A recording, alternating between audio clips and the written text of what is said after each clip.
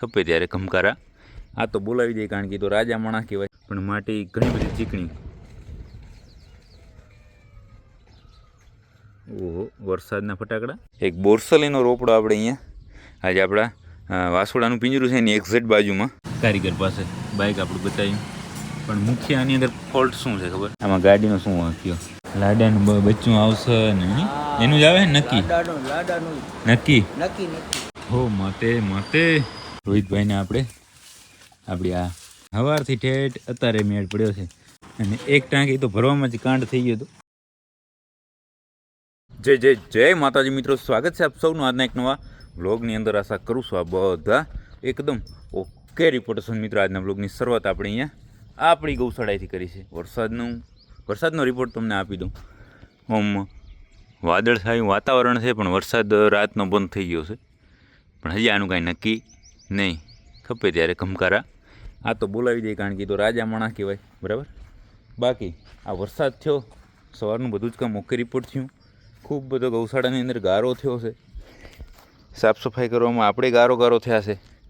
આપણે મતલબ ઘણા મિત્રોને એવું થતું હશે કે ગાયો છે વરસાદની અંદર હેરાન થાય છે, પણ અમે સાથે થાય છે, કારણ કે આ જગ્યા નવી છે. આ માટીનો આપણે નીચેની માટીનો અનુભવ કાંઈ ઓછો હોય, બરાબર, કે કેવો આમાં ગારો થશે શું થશે, પણ માટી ઘણી બધી ચીકણી.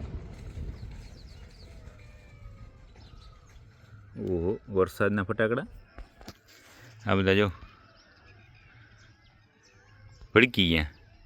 અને આમ અહીંયાથી છે ને આમ ફરતો અવાજ મોરનો આવ્યો, અહીંયાથી આમ ચાલુ થયો અવાજ આવ્યો ને એની હિસાબે ચાલુ થયો, તો આમ ફરતો છે અવાજ મોરનો આવ્યો. મોરને એમ થયું કે વરસાદ ગાય છે, પણ એવું નથી, આ તો માનવ સર્જિત છે, બરાબર. એટલે વાત ક્યાં હતી બધું ભૂલાઈ ગયું છે. બાકી વરસાદ થઈ ગયો, અને રાહ હતી કે આપણે વરસાદ થાય. અને ઘણા બધા મિત્રોની કોમેન્ટ એ આવે છે કે તમે તમારી ગૌશાળાએ ઝાડખા વાવી દો, ઝાડખા વાવો, વૃક્ષ વાવો, એવું બધું ઝાડ વાવો, એવી બધી કોમેન્ટો આવતી. તો જે અહીંયા જુઓ, એક બોરસલીનો રોપડો આપણે અહીંયા આજે આપણા વાસોડાનું પિંજરું છે એની એક્ઝેક્ટ બાજુમાં વાયો છે. આ રોપડો છે આપણે મધુવન નર્સરીમાંથી લઈ આવ્યા હતા. એ મધુવન નર્સરીની અંદરથી આપણે લગભગ 15 જેવા રોપડા લઈ આવ્યા હતા. એ આપણે જૂની ગૌશાળાએ રાખ્યા હતા. જૂની ગૌશાળા કરી ખાલી એટલે લઈ આવ્યા હતા નવી ગૌશાળાએ લઈ આવીને અહીંયા રાખ્યા હતા. જો આ પિંક કલરનું જે પાણીની ટાંકી છે ને એની બાજુમાંથી આ બાજુ હર્ષદભાઈ એક આંબાનું વૃક્ષ નહીં, પણ આંબાનો રોપો, વૃક્ષ તો હવે થશે, એનું ધ્યાન રાખશું, એ મોટું થશે પછી વૃક્ષ થશે. અત્યારે એનો રોપડો, બરાબર, રોપો છે. રોપા બધા અહીંયા લઈ આવ્યા, સાંજના ટાઈમે બધું ટ્રાન્સપોર્ટ કરવામાં લઈ આવ્યા હતા. સવાર થયું ત્યાં એ 15માંથી છે એ 11 રોપડા કોઈક ઉપાડી ગયું. જે નાની કોથરીવાળા હતા ને એ બધા કોઈક ઉપાડી ગયું. એમાં મારી એક ફેવરિટ લીંબુડીનો રોપો હતો, એક સેતુરનો હતો. એ બધા રોપા આપણા ફેવરિટ હતા, પણ યાર કોઈક એમને છાંયો કરવો છે. એમાં એક વૃક્ષ એવું હતું કે એ આજુબાજુમાં ક્યાંય પણ હશે ને તો એ ખબર પડી જશે, એવું યુનિક એમાં એક છે ને આમ ચીપવાળું વૃક્ષ હતું.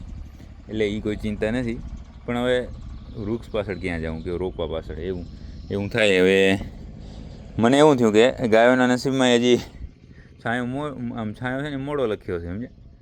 લીમડા ને પીપર નહીં તો આપણે ત્યાં એ ગૌશાળાએથી લે. લીમડો તો ઊંભાવવો પડશે, પીપર નહીં તો થડ કાપી જાડા એમ આ પડ્યો ને આનાથી મોટી ડારું કાપી અને વાવી દેવાની છે. બાકી અત્યારે અહીંયા એક બોરસલી વવાઈ ગઈ છે.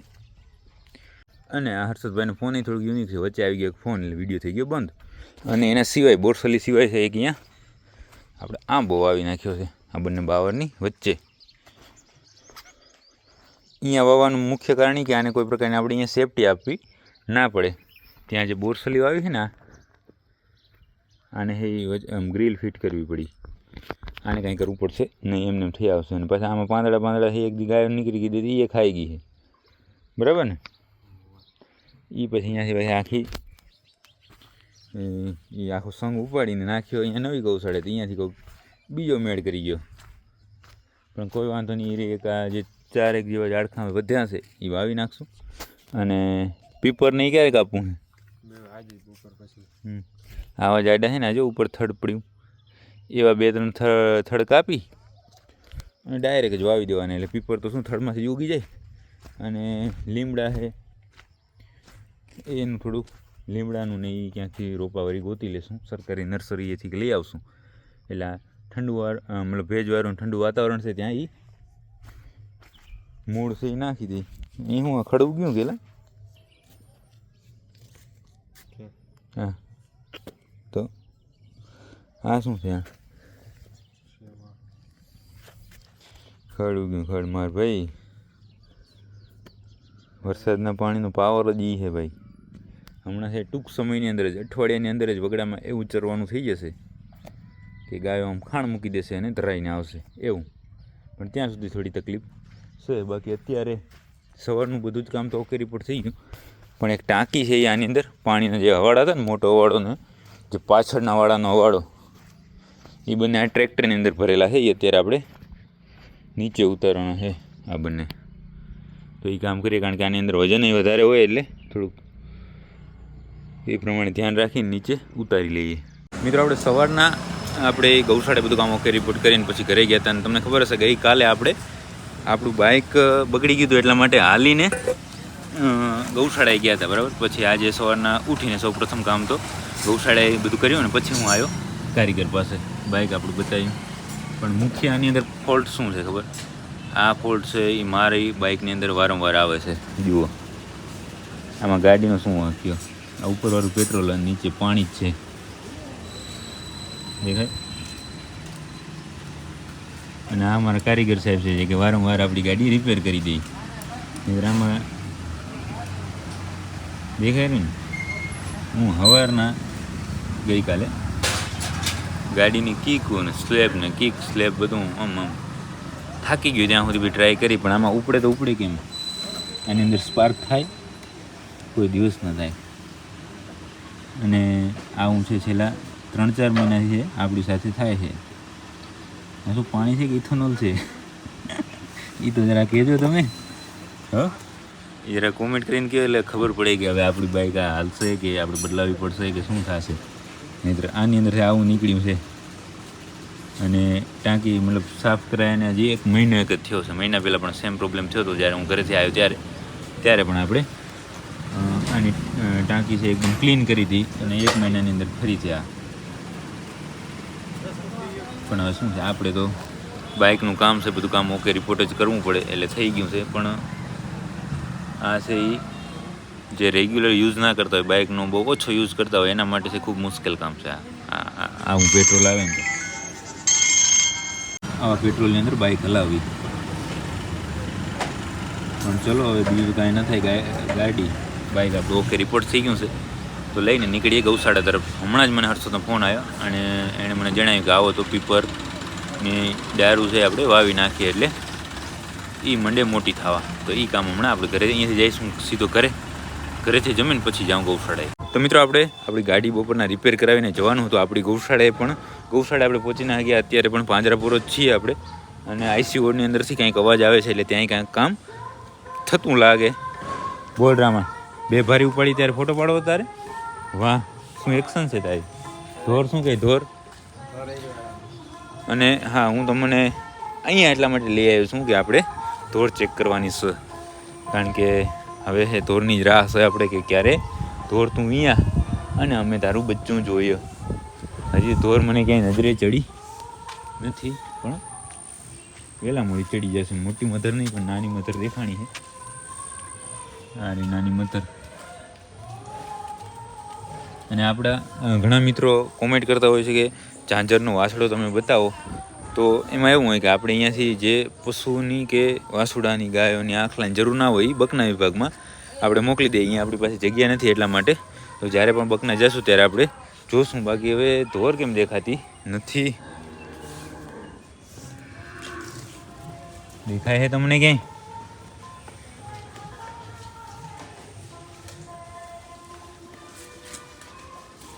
એને ખબર પડી ગયો કે કોક આયા છે. સામેના વાળામાં તો છે નહીં એટલે આપણે આ બાજુ એક વાર ચેક કરતા જઈએ. અને આજે તો બપોરના છે આપણે આપણી ગૌશાળાએ જે સવારના વૃક્ષારોપણ કર્યું તમે જોયું, એ અત્યારે પણ જે પીપરની બપોરના વાવવાનું હતું પણ બપોરના આપણે પહોંચી ગયા નહીં. એટલે પહોંચ્યા નહીં તો એ બધું કામ રહી ગયું છે. ધોર કેમ નહીં દેખાતી? કે ગાભણીમાં લઈ લીધેલા, દૂજણીમાં લઈ લીધી લાગે.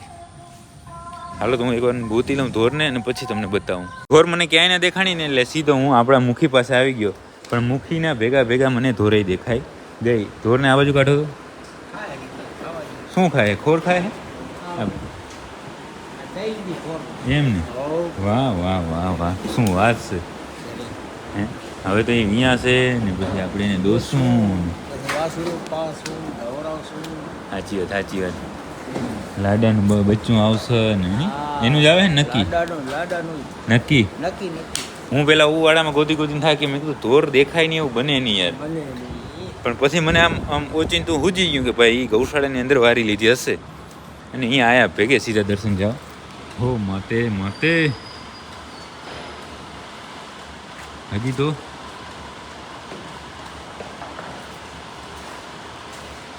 વાર ઘણી બધી છે, કાંઈ વાંધો નહીં. હવે ધોરે જોવાઈ ગઈ છે અને હવે આપણે જઈએ આપણી ગૌશાળાએ. મિત્રો આપણે બપોરના આપણી ગૌશાળાએ જવાનું હતું તો આપણે પહોંચ્યા નહીં, ન ગયા. પછી સાંજના જવાનું હતું તો સાંજના પણ આપણે આપણી ગૌશાળાએ ના ગયા, પણ ક્યાં આવી ગયા ખબર છે? રોહિતભાઈ ત્યાં. જય માતાજી ભાઈ. અને હમણાં બસ પાંજરાપોર હું મતલબ પાંજરાપોરથી આપણી ગૌશાળાએ જવાની તૈયારી જ કરતો હતો, ત્યાં રોહિતભાઈનો મને ફોન આવ્યો અને એણે મને એવી વાત કરી કે જે તમે ટાઇટલ થંબનેલ જોઈને આ વિડીયો જોવા માટે આવ્યા છો. કેમ ભાઈ કહેતા નહીં ફોન કરીને સીધા? ખબર નથી મને, ભૂલી ગયા હતા. તો ટાઇટલ થંબનેલ જે તમે જોયું એ શું છે ખબર? રોહિતભાઈને આપણે આપણી આ રૂપા આપી છે. કેવું લાગી રહ્યું છે તમને? એમ ને? પાછા તમે કોઈ છે એ કોમેન્ટ ના કરતા કે અમારે જોઈએ છે ને આ તો ભક્તિ કરવી પડે? હે ના કરવી પડે ત્યારે બધું પ્રાપ્ત થાય. પછી રૂપા અહીંયા આવીને રોહિતભાઈ સેવા ચાલુ કરી નાખી. ઓહો ફોન યાર છે ને એ ખૂબ નડે છે. તમે પછી ઘણી ગાયો તમે કરી નાખશો તો પછી અહીંયા અમારું શું થશે? એમ ને?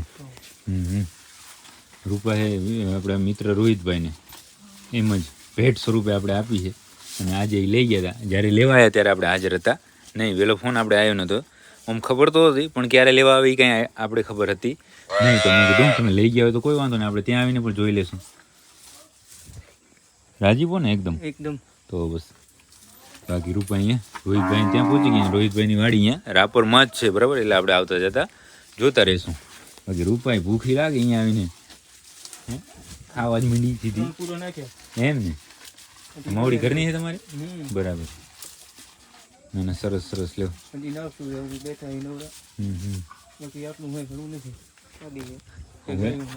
આ ભેંસ છે રોહિતભાઈની. પછી એક સામે આ ગાય છે, વાછડો છે, શું છે? વાછડી છે, વાછડો વાછડી છે અને બે ઢીંગલા બધા આમાં છે. એક પાડી ના એક પાડો ની.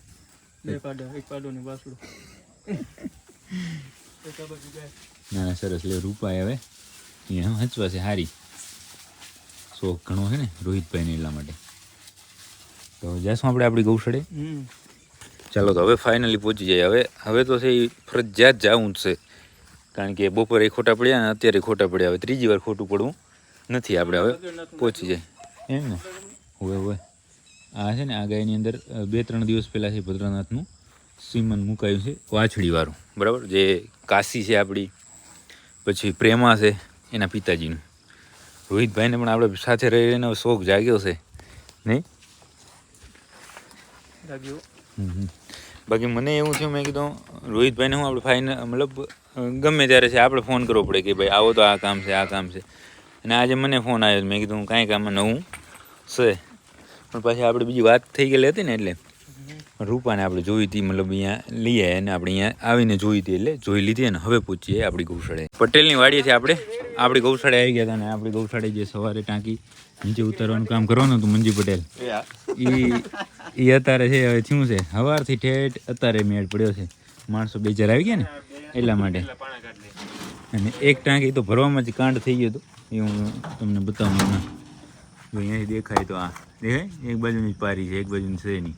પણ હવે છે થોડું ધ્યાન રાખીએ અને એક જે હાજી ટાંકી છે એની નીચે ઉતારી લઈએ અને પછી વાત કરીએ. મિત્રો અમારે ટાંકી ઉતારતા પડી ગયું અંધારું.